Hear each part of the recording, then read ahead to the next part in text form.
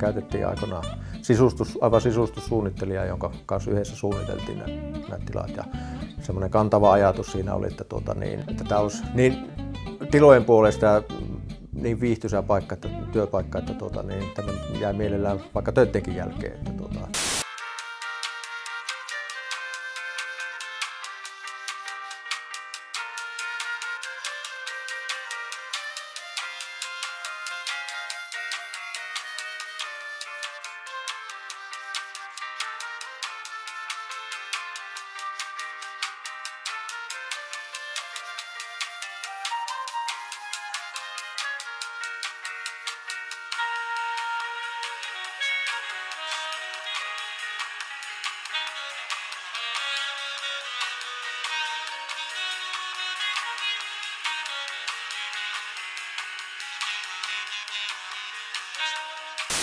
Lyhykäisyydessään näin.